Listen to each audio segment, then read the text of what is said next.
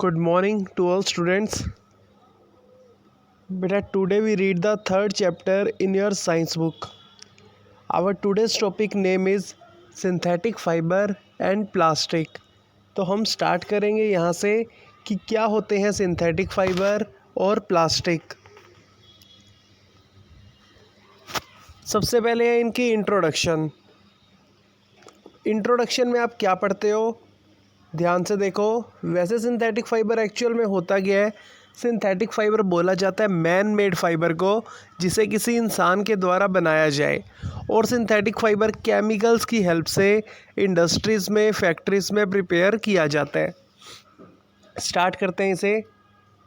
The synthetic fibres on the other hand are made by human beings, that is why these are called synthetic और man made fibre.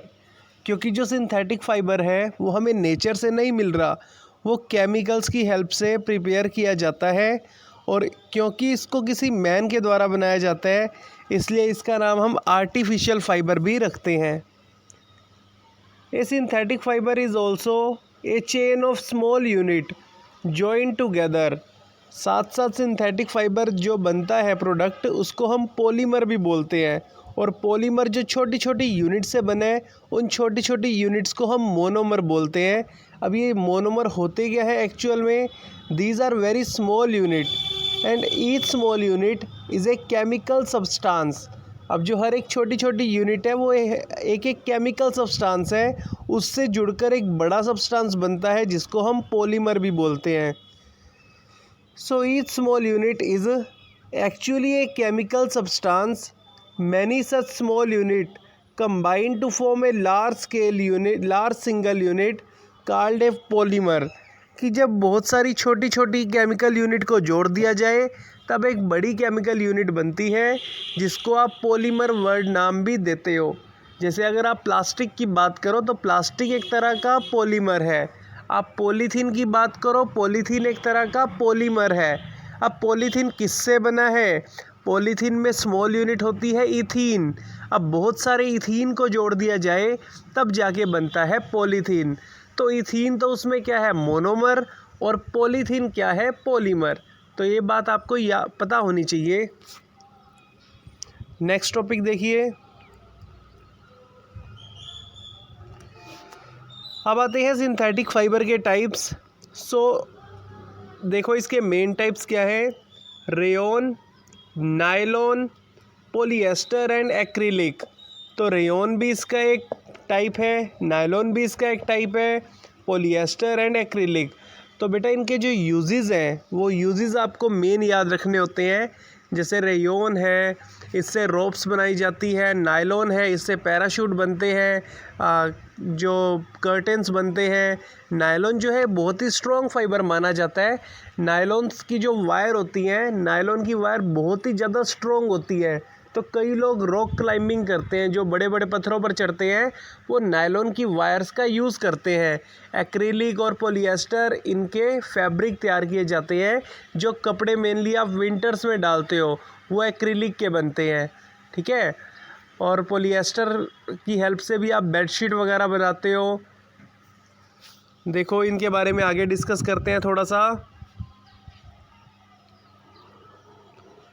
सबसे पहले हम बात करते हैं rayon की। तो रेयॉन एक कैसा फाइबर है, पढ़ो इसके बारे में। Fabric obtain from the silk fibre was very costly. कि अभी तक हम सिल्क से कोई फाइबर अगर ऑब्टेन करते थे तो सिल्क क्या है, सिल्क एक नेचुरल फाइबर है, और आपको पता है जितने भी नेचुरल फाइबर्स होते हैं वो कॉस्टली होते हैं as compare to synthetic fibre. तो सिल्क हमें मिलता था सिल्क वॉर्म से। अब जो भी फाइबर या तो आपको प्लांट से मिले या आपको एनिमल से मिले, वो दोनों ही फाइबर कौन से हैं, नेचुरल। तो याद रखना, कोई भी फाइबर या आपको प्लांट से मिले या आपको एनिमल से मिले तो वो कैसा फाइबर है, वो कैसा फाइबर होगा, नेचुरल फाइबर। तो जो नेचुरल फाइबर होते हैं वो बहुत ही कॉस्टली होते हैं, बहुत ही ज़्यादा एक्सपेंसिव होते हैं। तभी हमें नीड पड़ी सिंथेटिक फाइबर की, कि हमारा काम भी चल जाए और हमें इतना ज़्यादा महंगा फाइबर भी ना ऑब्टेन हो। अब आपको पता है जैसे सिल्क है, सिल्क बहुत ही महंगा फाइबर है, तो सिल्क से बनने वाला कपड़ा जो है वो भी बहुत महंगा होता है। अब जो लोग मान लो रिच फैमिली से नहीं है, उनको भी तो सिल्क के जैसा कपड़ा चाहिए ना, तो वो लोग क्या करते हैं कि कई सेंचुरीज़ के बाद सिल्क की जगह पर कौन सा फाइबर आया, रेयोन। रेयोन ने किसका प्लेस लिया, सिल्क का। अब जो रेयोन है वो भी सिल्क की तरह ही है, बट रेयोन जो है वो सस्ता आता है, जो रेयोन का कपड़ा आता है वो सस्ता होता है एज़ कम्पेयर टू सिल्क। आओ पढ़ो इसके बारे में। अब जो रेयोन है वो केमिकल की हेल्प से बना है या इंडस्ट्रीज़ में बना है, मैन मेड है, इसलिए हम इसको क्या नाम देते हैं, synthetic fibre. So fabric obtain from silk fibre was very costly, कि जो कपड़ा सिल्क फाइबर से तैयार किया जाता था वो बहुत ही महंगा होता था, but it's beautiful texture was fascinated everybody. पर जो सिल्क का ब्यूटीफुल टेक्सचर होता है, मतलब सिल्क की जो सुंदर बनावट होती है, ये हर किसी को आकर्षित करती है, हर किसी को उसकी ओर खींचती है। Attempts were made to make silk artificially, तो कई कोशिशें की गई जिससे सिल्क को आर्टिफिशियली बनाया गया, जिससे सिल्क को मैन मेड बनाया गया। Towards the end of 19th century, scientists was successful in obtaining a fiber having properties similar to the silk। तो 19th सेंचुरी के एंड में साइंटिस्ट सक्सेसफुल हो गए एक ऐसा फाइबर ऑब्टेन करने में जिसकी प्रॉपर्टीज़ सिल्क के साथ मैच करती थी, कि 19वीं शताब्दी के अंत में जो वैज्ञानिक थे वो सक्सेसफुल हो गए एक ऐसा फाइबर ऑब्टेन करने में जिस फाइबर की प्रॉपर्टीज़ लगभग सिल्क से मैच करती थी।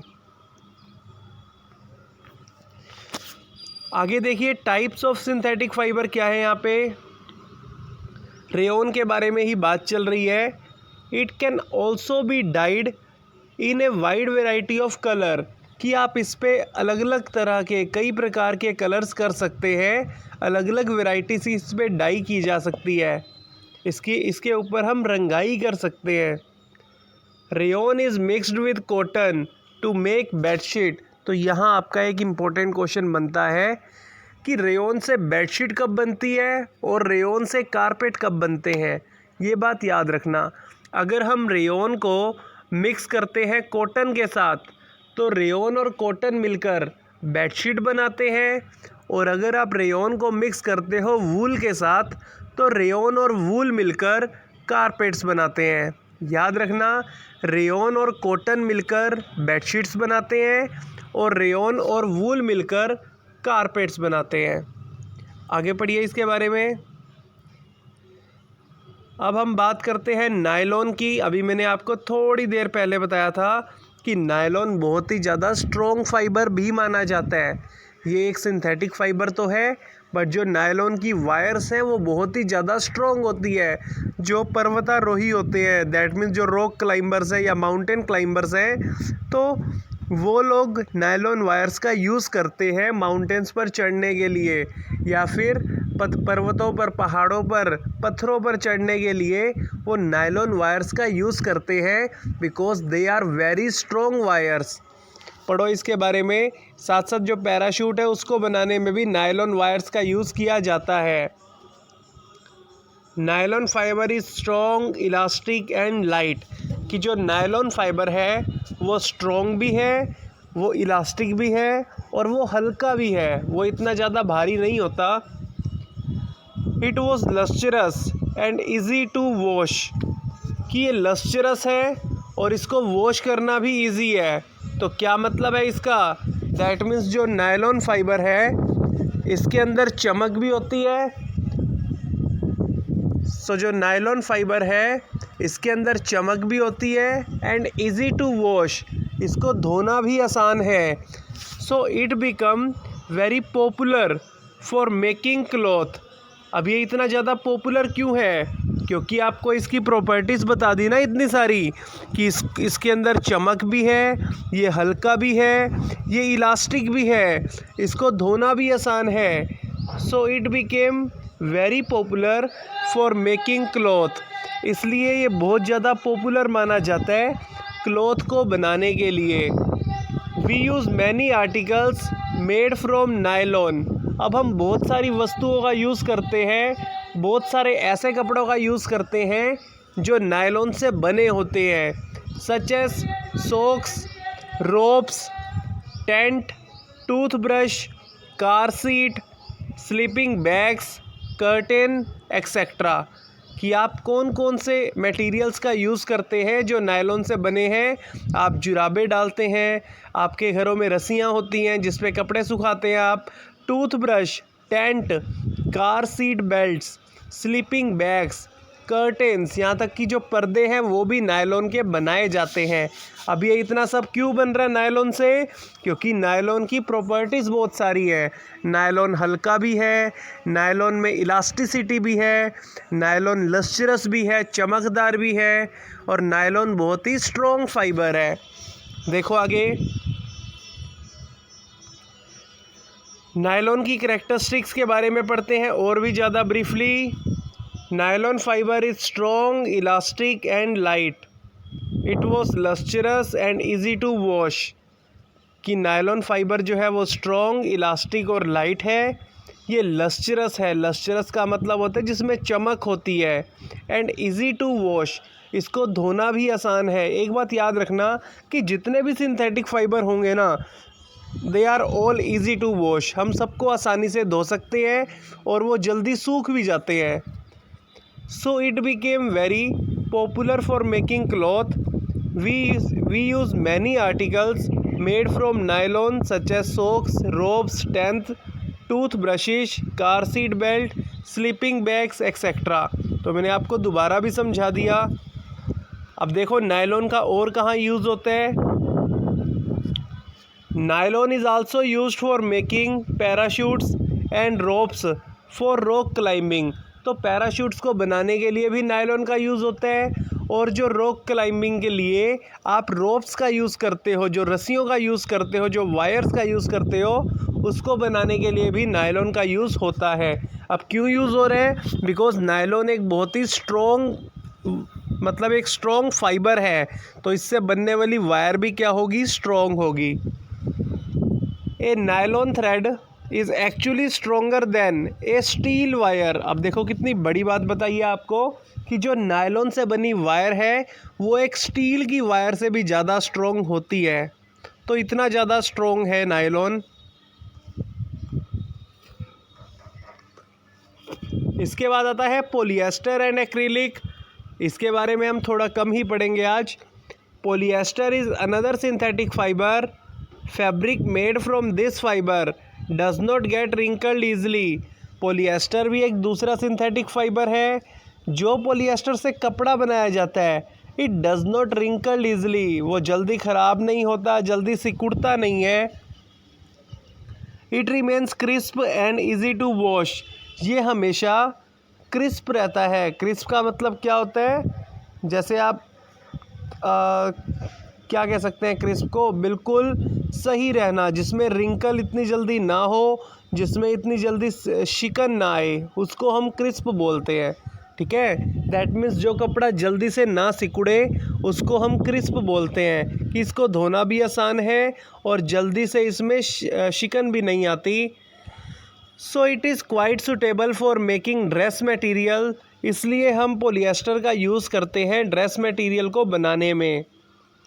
You must have seen people wearing nice polyester shirt and other dresses। तो आपने कई लोगों को देखा होगा जो पॉलिएस्टर की शर्ट डालते हैं या फिर दूसरी पॉलिएस्टर की ड्रेसेस डालते हैं। Terylene is a popular polyester, कि जो टेरिलीन है वो एक पॉपुलर पॉलिएस्टर माना जाता है। It can be drawn into very fine fiber that can be woven like any other yarn, कि आप इसके बहुत ही पतले पतले धागे बना सकते हैं, फिर जिसकी हेल्प से इसका यानी कि इसका जो पॉलिएस्टर का फाइबर होता है वो बहुत ही थिन होता है, जिसकी हेल्प से बाद में पॉलिएस्टर का यार्न बनाया जाता है। यार्न का मतलब होता है, हम थ्रेड को ही यार्न बोलते हैं, कि सबसे पहले फाइबर बनता है, उसके बाद यार्न बनता है, और यार्न के बाद क्या आता है, फैब्रिक। तो आपको ये तीनों चीज़ें याद होनी चाहिए कि सबसे पहले फाइबर आता है, फाइबर के बाद यार्न आता है, और यार्न के बाद क्या आता है, फैब्रिक। नेक्स्ट देखिए इसके बारे में। इसके बाद है PET is very familiar form of polyester. अब ये जो पीईटी है ये एक फेमिलियर फॉर्म है पॉलिएस्टर की। अब पीईटी का यूज़ कहाँ होता है? It is use for making bottles, utensils, films, wires and many other useful product. की जो बोटल्स बनती है वो पीईटी की बनती है, और पीईटी किसकी फॉर्म है? पॉलिएस्टर की। कई बर्तन बनते हैं इससे वायर्स बनती है, और भी यूज़फुल प्रोडक्ट्स जिनका आप घर पे यूज़ करते हैं, ठीक है। और जो एक्रिलिक है, एक्रिलिक की स्वेटर्स बनती है, ठीक है, जो आप विंटर्स में डालते हो, मतलब जो आप मार्केट से स्वेटर लाते हो वो ज़्यादातर एक्रिलिक से बनती है, और भी कई एक्रिलिक से ड्रेसेस बनती है। चलो बाकी जो है हम नेक्स्ट वीडियो में डिस्कस करेंगे। अभी आप वीडियोस को 2 से 3 टाइम्स देखें, पसंद आए तो लाइक करें। So thank you and have a nice day.